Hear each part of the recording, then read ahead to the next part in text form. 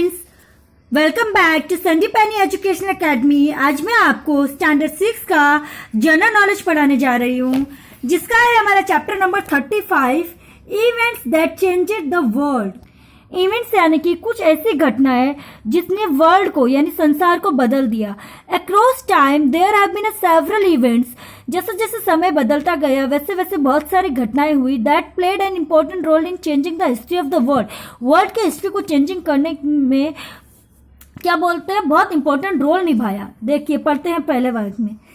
First clue है आपका Y2K bug, ये एक एक्स्ट्रा दिया हुआ है। I am a bug that terrified all computer programs across the world. ये एक ऐसा बग था जिसने कंप्यूटर के सारे प्रोग्रामों में ये घुस गया था। I may have caused problems for computers. इसने कंप्यूटर्स के लिए एक क्या प्रॉब्लम कॉज की, while dealing with dates beyond December 31, 1999। इससे पहले की कोई डेट्स मतलब अगर कंप्यूटर पे कोई डील करता है तो उसके पहले कि उसने प्रॉब्लम क्रिएट करती थी। Company spent about $30 billion to ensure that I did not strike on 1 January 2000। Company ने ये श्योर किया था कि ये 1 जनवरी को ना आए, but I was a result of practice of truncating the 4-digit year field to 2 digits। I was also known as called as millennium bug. इस बग को मिलेनियम बग भी कहा जाता है। ये क्या था, एक प्रैक्टिस का नतीजा था जो एक 4-digit था ईयर कोड, जिस वजह से ये प्रॉब्लम खड़ी हुई। फील्ड और 2-digit दिखा रहा था वो। इसका नाम था Y2K year 2K bug. Okay, next point है 9/11 डिजास्टर।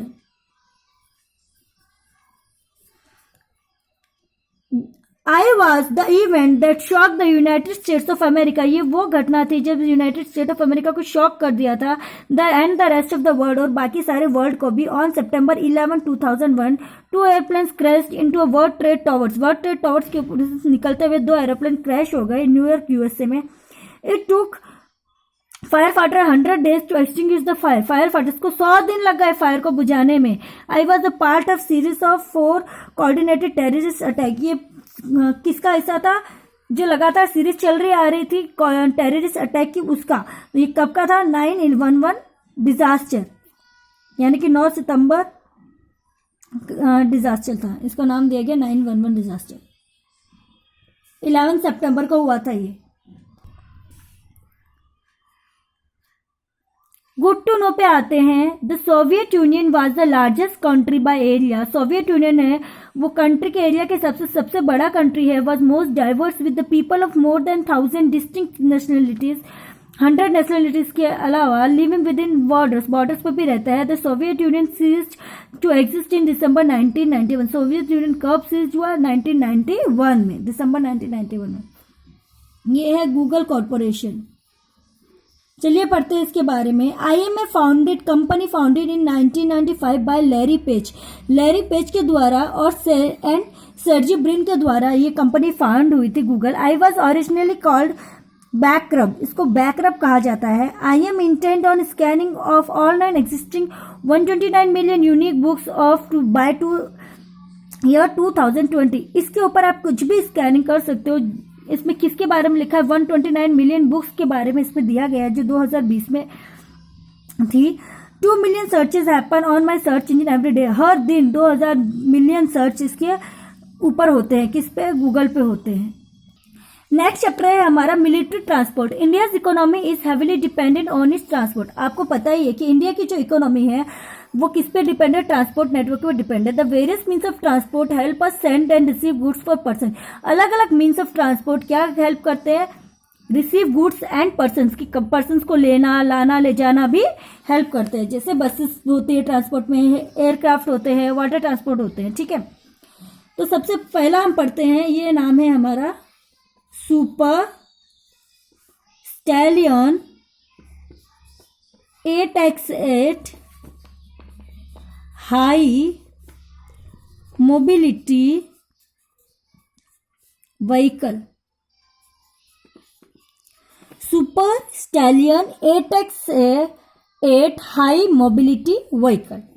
IM ए मिलिट्री व्हीकल, ये एक मिलिट्री का व्हीकल है। किसने डिजाइन किया था? अशोक लीलैंड के द्वारा डेवलप किया गया था। I serve in the Indian army, Indian army में ये भेजा गया। And as an important cargo transport, ये क्या था? इंपॉर्टेंट कार्गो ट्रांसपोर्ट ट्रक था। इन दिस लॉजिस्टिक फ्लीट, अपनी लॉजिस्टिक फ्लीट में I was develop with in idea to offer high mobility and power of desert terrains. इसका idea किस लिए, मतलब इसको किस अकॉर्डिंग बनाया गया था कि इसमें हाई मोबिलिटी पावर और डेजर्ट में भी ये चल सके, इस तरह से बनाया गया था। I house an engine and crew cab in the front, इसके आगे क्या था? इसका इंजन का हाउस था और एक क्रू कैब का जैसा था इसका इन द फ्रंट में, in the cargo section at the back, और पीछे बैठने का सेक्शन जो था वो बैक में था। तो इसका नाम था super stallion 8 high mobility vehicle. Next one है हमारा MI 17V5 military transport helicopter. ठीक है, MI 17V5 military transport helicopter.